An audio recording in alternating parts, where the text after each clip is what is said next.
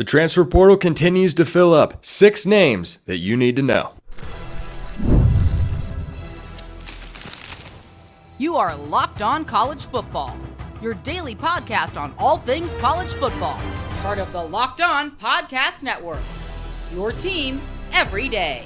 Welcome everybody to some bonus transfer portal coverage right here on YouTube. This is Locked On College Football. I'm your host, Spencer McLaughlin. This is your daily source to stay up to date with the biggest stories in the greatest sport on planet Earth. And right now, that be the transfer portal. Let's start with Dallan Hayden, the running back from Ohio State, still in the transfer portal. And guess what? Things just got a little bit spicier for the former Buckeyes running back. Dallan Hayden has entered the transfer portal. I am Jay Stevens, the host of Locked On Buckeyes, and Dallan Hayden, during his Buckeye career, did a phenomenal job of running the ball. The 5'10", 205-pound running back from Memphis, Tennessee, was a 4-star coming out of high school, had the trust of Tony Alford and Ryan Day that when he needed to be called upon, he would answer the bell, and that's exactly what he did. Played 10 games his freshman year, over 500 rushing yards, 5 rushing touchdowns, even started a couple games late due to injury and did not disappoint when he was on the field. At his next stop in college football, Dallan Hayden is a guy that has a great pad level when he runs the ball, has great vision when he's out there as well. He's a 3-down back. He's also ready to play now, to start now at an elite football program around the country. He also has 3 years of eligibility remaining.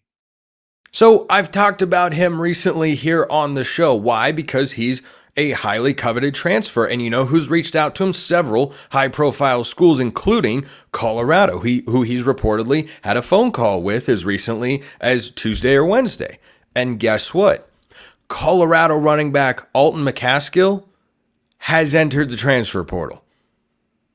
If Hayden had gone to Colorado a week ago, he would have been fighting with Alton McCaskill, assuming he's healthy, to be the number 1 running back there. But guess what? McCaskill is gone. There is a massive void.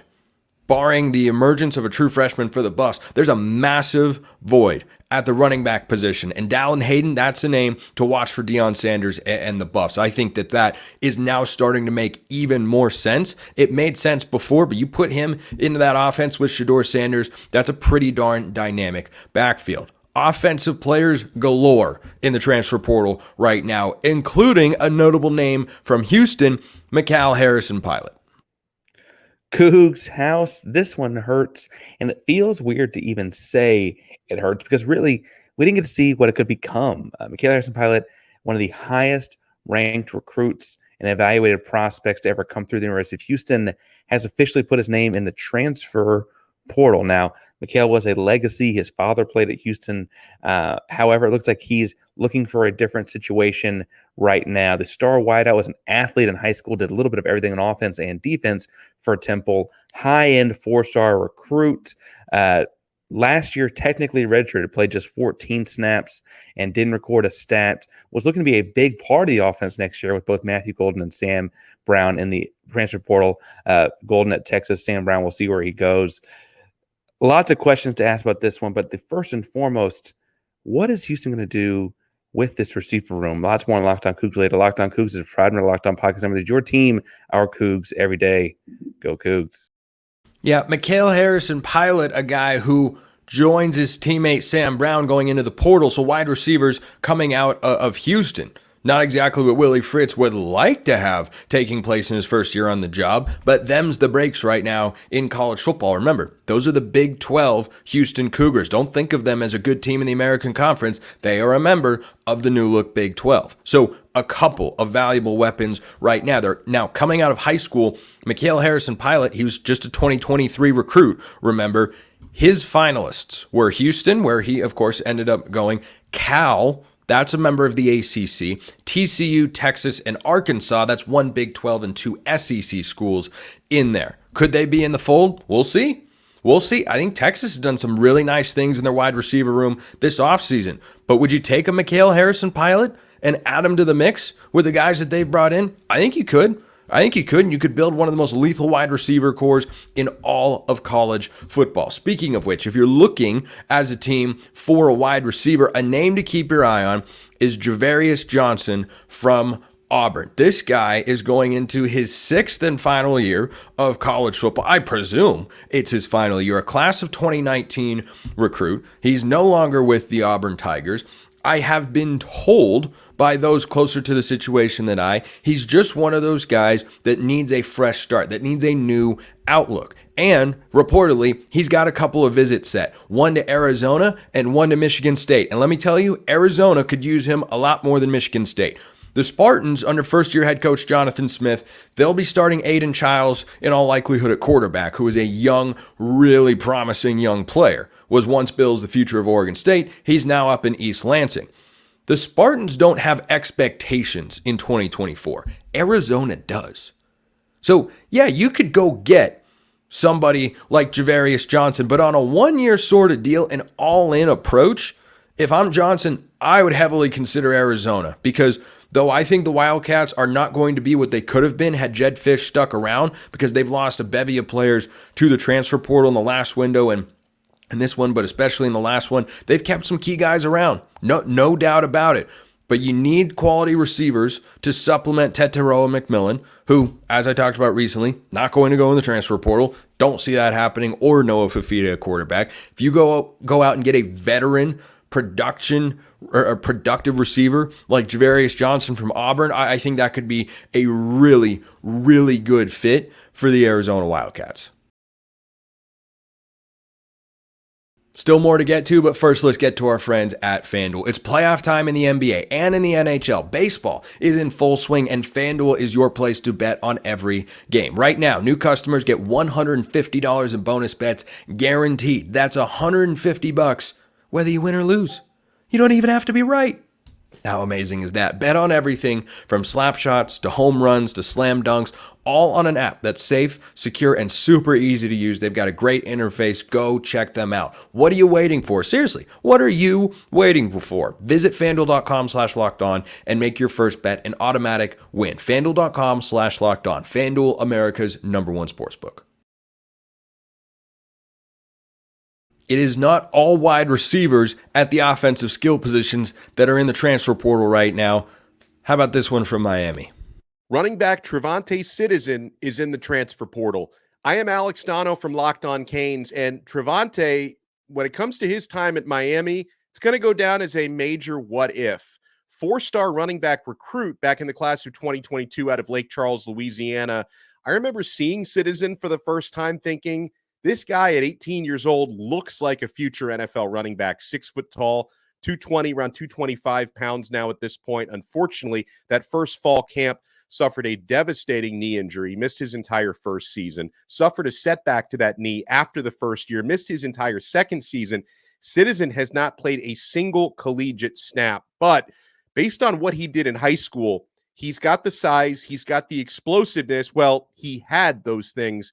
Can he get them back? That's what's yet to be seen. So Citizen's next team is going to be getting a player who has potential to become a featured back. Can he get there? That's yet to be seen. A little bit of an unknown element there. But if your team's willing to take a chance, here's where I think Citizen fits. And whichever team you're a fan of in college football, just determine if this applies to you. Whichever team is going to be able to take a chance on a guy that can be the number one in a room, but doesn't need to be the number one running back in the room. Where you've got a competition of guys, or maybe you have a multi-back system, that is where Trevante Citizen can fit perfectly coming out of the portal from the Miami Hurricanes. Did you think I was going to keep this all offense? Do you think there are only offensive players in the portal? You are wrong. When the portal opened and there was all the chatter about the sorts of high-level players and starters that are going to be in the transfer portal, here's one that can help your defense from the Vols. Elijah Herring has entered the transfer portal. Hey guys, I'm Eric Kane, host of Locked On Vols. Tennessee linebacker, sophomore linebacker coming off his sophomore season, who led Tennessee in tackles with 80 in 2023, has entered the transfer portal. Elijah Herring, really good kid, young, bright, hungry, has a nose for the football. He's a run stopper, struggles a little bit in space. He got better as the year went on, so the new team that gets him will need to keep that in mind. But he's more of an in-the-box linebacker, 6'3", about 235, really good tackle to tackle, and he got better as the year went on. He was forced into action, injuries to some of the Tennessee linebackers, Arian Carter, a little bit of Aaron Beasley, and of course Keenan Peely force-fed him into a starting role, but he goes on and leads Tennessee in tackles with 80, had 4 TFLs and half a sack. He was a 4-star rated prospect in the class of 2022, actually the first prep prospect that committed for Josh Heupel as Tennessee's head coach. Elijah Herring no more, wanting to look for immediate playing time and an opportunity to start for sure, and that wasn't going to be guaranteed here at Tennessee. So the new team that gets Elijah Herring is going to get a good one, a young, promising run stopper at linebacker, Elijah Herring from the transfer portal. How many times can you look at a transfer portal option and say, oh yeah, he just led his team in tackles the previous year? Blue chip recruit, early commit to the Josh Heupel administration there in Knoxville. That's a guy who a lot of teams are going to want to be after.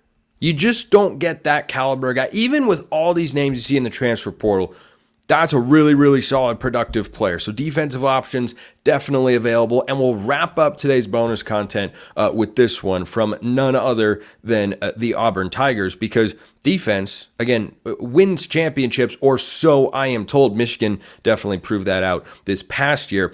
If you're a fan of a group of 5 team out there, maybe watch for this next guy. Auburn edge Brenton Williams has entered the transfer portal. I'm Zach Blackerby, the host of Locked on Auburn. Brenton Williams was a kid who was originally committed to Coastal Carolina, then flipped to Auburn as soon as the Tigers started recruiting him. And I think he could be a solid number 2 potential pass rusher, edge defender for whatever school he ends up going to, especially if it's a Sun Belt level school or somebody that maybe just kind of needs more depth on the defensive front. I think he'd be a solid player. I don't think he could be a great player. I don't think he's a guy that you have to have on the field on third down situations, but I think he can provide depth, and he's got 4 years left of eligibility. Whoever Brenton Williams, whatever team he joins, I think he could be a solid addition during this transfer portal window. For all of your transfer portal news regarding the Auburn Tigers, be sure to check out Locked on Auburn. So I think when you go after a transfer, generally fans are expecting to bring in somebody who's going to make a splash. He's going to make a big impact, starter, all-conference caliber guy. Don't ever, ever, ever, ever overlook the value of bringing in someone who's just a solid depth piece. A guy who, when your starter has to come out of the game because he gets dinged up or his helmet comes off or he's just a little bit tired, still keeps that production level steady, and you don't suddenly have a big weakness for a play or two on the defensive side of the football. So those are the latest names that we're covering right here, right now. But for all the transfer portal coverage, make sure you subscribe right here at Locked on College Football. Appreciate everyone listening. I'll see you next time. And until then, hope you have a wonderful rest of your day.